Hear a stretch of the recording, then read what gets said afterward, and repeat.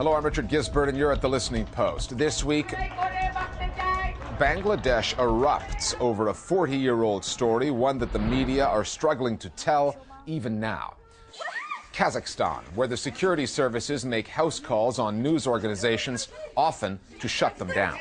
British newspapers don't want freelance photographers to work for them in Syria anymore. The risk is far too great.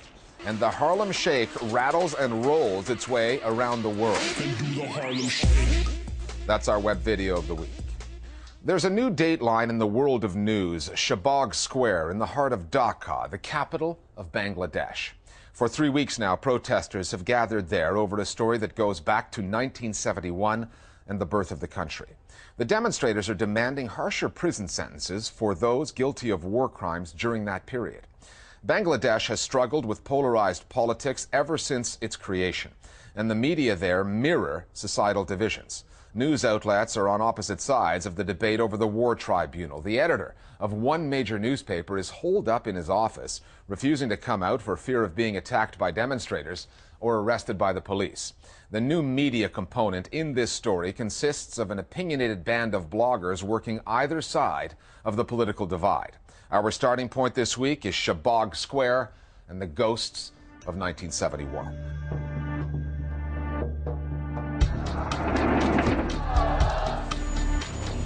Bangladesh has a very charged history, starting with a genocide. There's been a fair amount of media repression. It makes it very difficult to stay neutral. Within this space, however, there are media organizations that have tried to do so. It is dangerous terrain. To the outside world, these protests came out of nowhere. For Bangladeshis, they have been 42 years in the making. During the 1971 War of Liberation from Pakistan, Bangladeshis say more than 3 million people were killed, 250,000 allegedly raped, with as many as 7 million refugees spilling across the Indian border. That war created divisions that persist to this day in politics, religion, and the Bangladeshi media. There is a divide that runs across the entire society, and everybody is affected by that divide. For example, on the one hand, you've got the division between the Awami League and the Bangladesh Nationalist Party, and they will be fighting each other with equal force on very big issues and very small issues. Then you've got the divide between the secular identity of the country and an assertive minority of traditionalists who are fighting for the supremacy of religious values in the country. The media is affected by this divide. Well, the media in Bangladesh was not always very polarized and not always very partisan. There was always a niche market for Islamist papers and a niche market for left-wing papers. But this thing started to change in the 90s. With the restoration of democracy, the whole country got too polarized. And the media community also reflected that split. And the journalist community split into two. And as the numbers of newspaper grew, numbers of private televisions grew, they also reflected that view. And today, the media is very much polarized, very much supporting one faction or the other. The principal divide in Bangladesh lies between the Awami League, the governing party which is secular, and the Nationalist Party which is more conservative and adheres to Islamic principles. The Awami League won power in 2008 after promising to prosecute those accused of war crimes in 1971, when many Bangladeshis collaborated with Pakistani forces fighting against independence. One of them was Abdul Qadir Mullah, a senior member of the Jamaat-e-Islami Party, which is allied with the conservative Nationalist Party. He was convicted of rape and the deaths of 344 people. On February 4th, when the War Crimes Tribunal sentenced him to life rather than death, the mass demonstrations began. Most of these newspapers and journalists, they were actually surprised to see that such a huge movement has been waiting to unfold under their nose without them noticing it. So that is really something that they are still trying to come to grips with.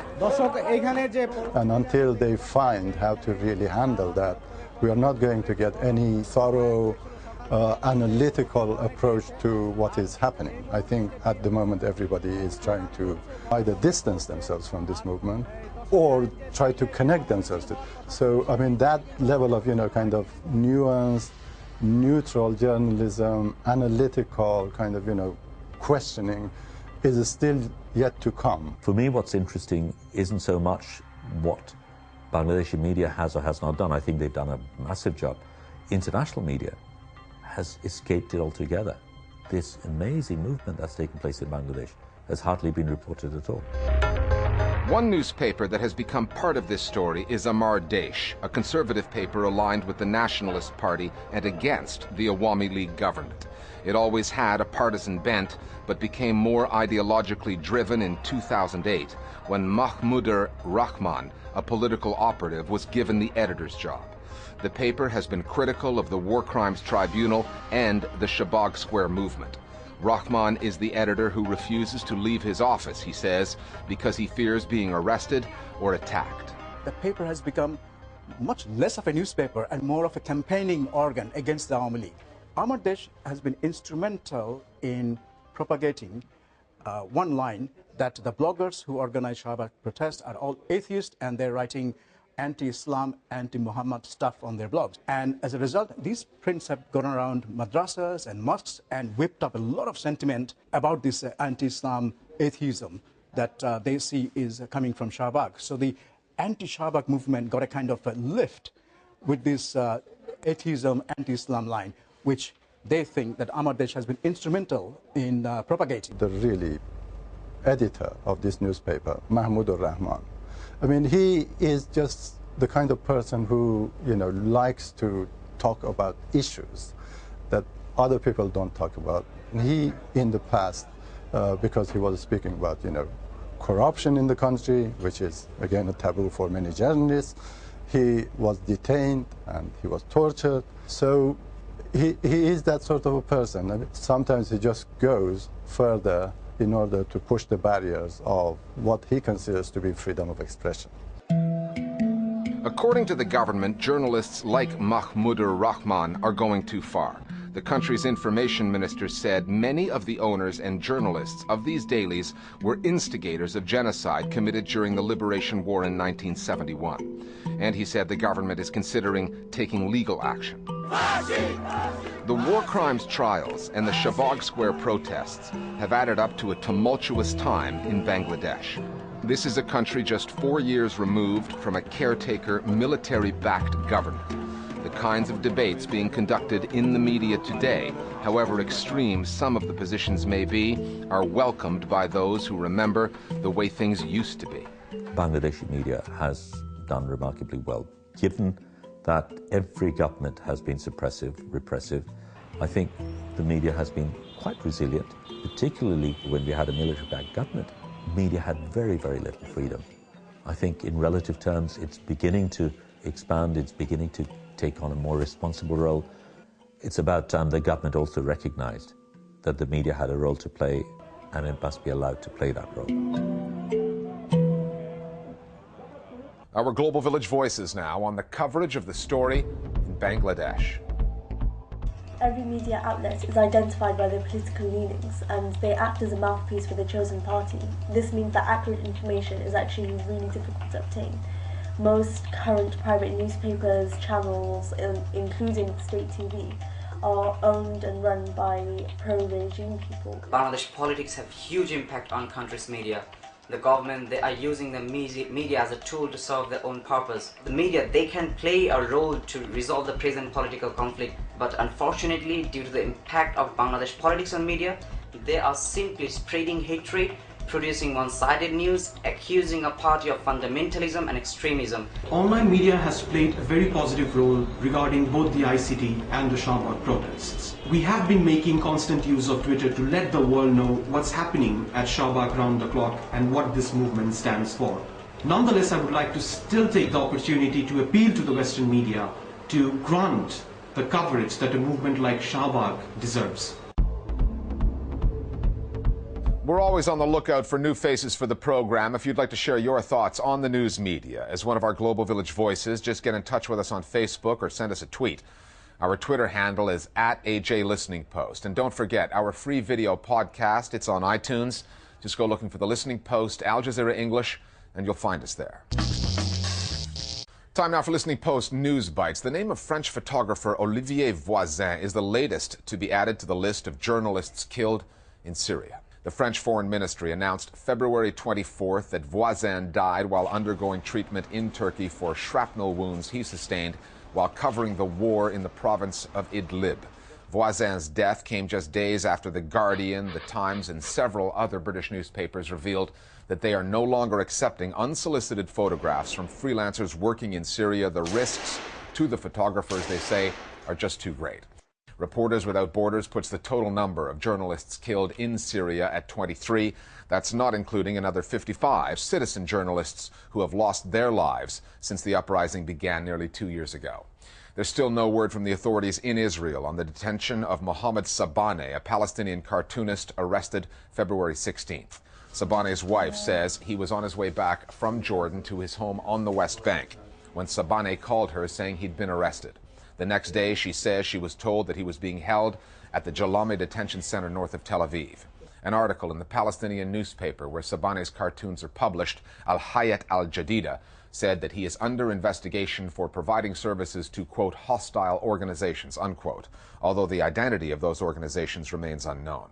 His friends say that Sabaneh has not been able to contact his family since being arrested. He's had no access to a lawyer, and the Israelis have yet to formally charge him. The speculation is that Sabaneh has been singled out for his satirical drawings that depict the Israeli occupation, as well as the conditions under which Palestinian prisoners are held in Israeli jails. A poet from the Gulf state of Qatar, who was previously sentenced to life imprisonment, has had that sentence reduced, but he still faces 15 years in jail.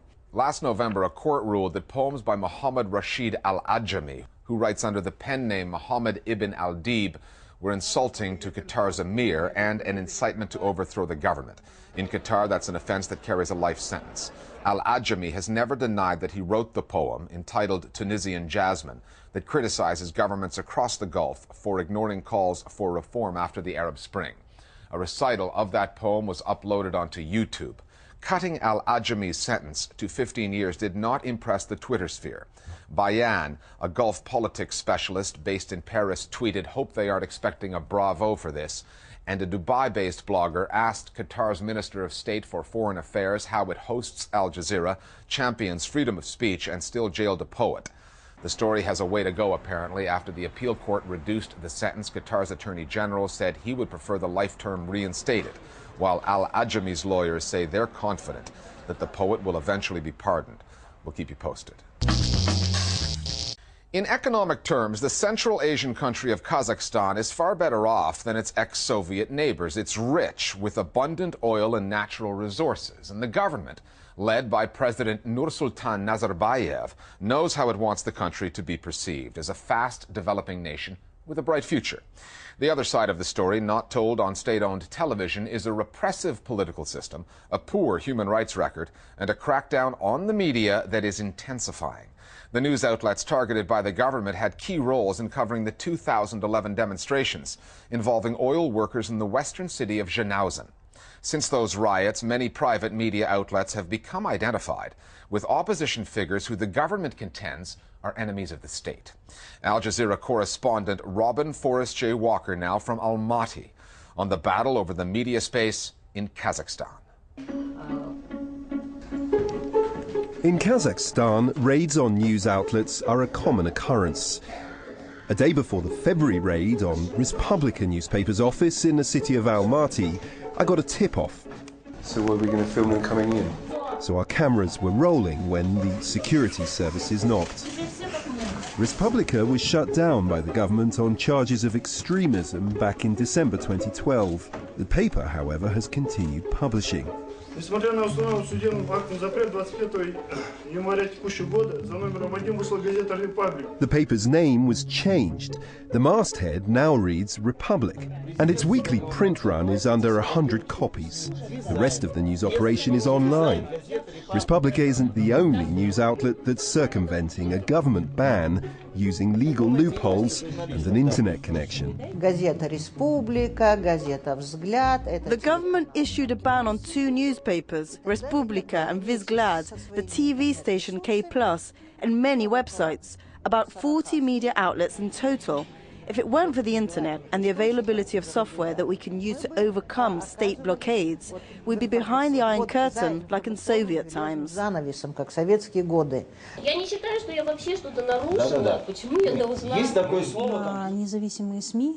are very few independent media left in Kazakhstan, and the journalists who work for this media are under constant pressure from the government. The entire might of the government machine is used to complicate journalists' lives. Court cases, personal threats, and beatings. All that has become the everyday reality of being a journalist in Kazakhstan. Lina Zhdanova is one of the founders of the Stan TV production company. The organization has been in the government's crosshairs ever since 2011, when riots exploded in the western city of Zhanaozen. Stan TV was all over the story. The production company fed footage of government forces cracking down on protesting oil workers to channels broadcasting into Kazakhstan like K+, and from there the video went around the world. So what people saw if they were watching Stan TV or K+, they were seeing user-uploaded content of those clashes, and they were seeing people being taken to the hospital. They were seeing fights between police and workers, which is exactly what the government doesn't want to have shown. The events in Zhanaozen really blew up the government of Kazakhstan's whole narrative about what Kazakhstan has been doing for 20 years. And so the outlets that made that information available, those were the ones that were hit the hardest. The intimidation we'd experienced before was nothing in comparison to what happened after Zhanaozen. There were direct threats against our staff. Secret Service officers would come up directly to our employees and threaten them and their family members. They would call in the middle of the night and come to people's homes.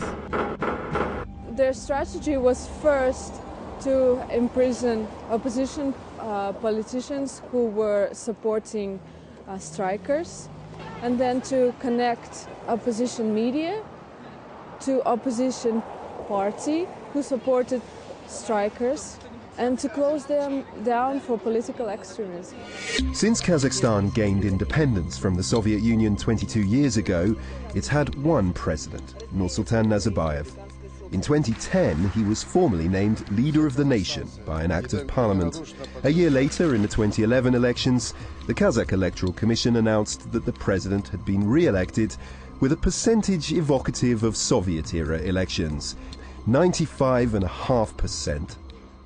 According to the Nazarbayev government, there are almost 3,000 media outlets in Kazakhstan. It says it controls only 16% of them. But in reality, the other 84% are largely owned by groups or individuals affiliated to the regime. So, for instance, KTK, one of the main commercial channels, is owned by Dariga Nazarbayeva, the president's daughter. It's a restrictive media environment here, and defamation is still a criminal offence. For the Kazakh opposition, privately owned media outlets represent the last recourse. The government's stated justification for closing down news outlets is that they're funded by forces hostile to the government. The media outlets themselves deny that. However, the name of one man keeps coming up: former Kazakh energy minister turned Nazarbayev nemesis, Mukhtar Ablyazov. Ablyazov was living in exile in the United Kingdom, but fled the country last year when a judge there sentenced him to prison for contempt of court and for lying about his personal wealth. A spokesman for the Kazakh government wrote to us saying, "The action taken against outlets such as Stan TV and other affiliated media entities came only after clear evidence emerged that they had a role to play in the tragic events in Zhanaozen. All outlets in question were funded and controlled by Mukhtar Ablyazov. I don't believe any country would allow an international fugitive to fund information attacks and use media resources to spread lies and call for violence." The government sees Ablyazov as a direct threat to them, and even some of them probably see him as the main threat against the government of Kazakhstan. And so the affiliation of these outlets with Ablyazov is what the government has been cracking down on. Tune into the state news channel Khabar and it becomes clear not just how the Nazarbayev government sees itself, but also how it wants to be portrayed. We have a massive pool of journalists in the service of the state, and their job is to describe the activities of our government officials. The channel has wide reach and is watched by many. There's a joke from the Soviet times. When people watch Khabar, they say, "I want to live in this wonderful country where everything is so nice." We live not in Kazakhstan, but in Wonderland, if you watch Khabar. Everything's perfect. Nazarbayev goes around the country, opens schools, helps farmers. Our economy is growing. Everyone has jobs. Perfect country. But the impressions created on Khabar and the photo opportunities featuring the leader of the nation don't come close to telling the whole story. Kazakhstan hasn't used its wealth to develop institutions, and the media is a key part of this. It's very difficult to resolve people's grievances if you won't allow those grievances to be voiced in public, which is what a free media does. It finds problems, it examines them, and it brings them to the attention of society. And right now the government of Kazakhstan is discouraging that from happening, and it's going to cripple the country's development. I hope we will be able to continue our media work, but the situation is complicated, and I'm not too optimistic. I just watched this movie, Life of Pi, a story about a boy who survives a shipwreck and is stuck on a lifeboat with a tiger. Somehow, the story of Pi reminded me of our situation. We are in a similar ocean of problems, trying to survive. And maybe our secret services play the role of the tiger. It keeps us alert and stops us from giving up and sinking to the bottom. As long as we are resisting, we are alive. More Global Village voices now on the state of journalism in Kazakhstan. Private media have been increasingly characterized as opposition by the government or shut down for their reporting. It seems that in the short term, the government is likely to continue cracking down. And in the long term, it seems that the government has always found it advantageous to allow some amount of free expression in order to improve its image to the outside world. And people have come to expect it, so I am optimistic that things will get better, but simply not soon. There is an attempt to control the internet and to regulate the virtual space by Kazakh government. Recently, Marat Tajin, the Secretary of State of Kazakhstan, gave a task to create a list of famous bloggers and famous social networking sites users. It is still unclear what is the purpose of that list. Is it about incentives, or is it about further control and further regulation of the internet? Finally, there was no avoiding this, although we did try. The latest viral dance craze is the Harlem Shake. It started about a month ago when 5 teenagers from Queensland in Australia uploaded a video of themselves dancing to a song by a Brooklyn-based Latino music producer called Bauer. The video went crazy, 400 million views and more than 100,000 copycats, including skydivers, underwater stormtroopers, newscasters, Norwegian army cadets, and Chinese grandmothers. This meme has also managed to offend. In Egypt, 4 people were arrested for doing the dance in their underwear. In Tunisia, students are protesting their right to shake after the authorities threatened some kind of crackdown. Our web video of the week is a Harlem Shake global remix. We'll see you next time at the Listening Post. What is one of possibly the strangest video trends to sweep the web?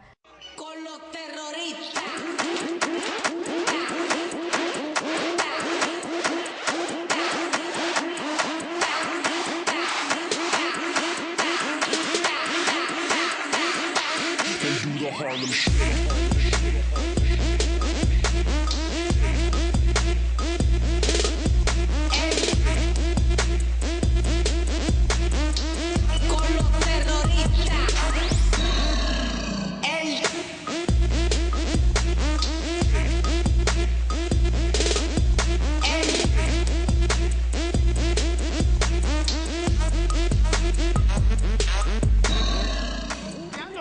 Shake, but that ain't the Harlem Shake. No, that's not the Harlem Shake.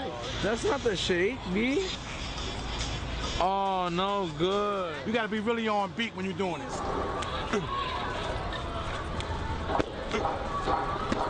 Harlem, Harlem, Harlem, Harlem on my mind.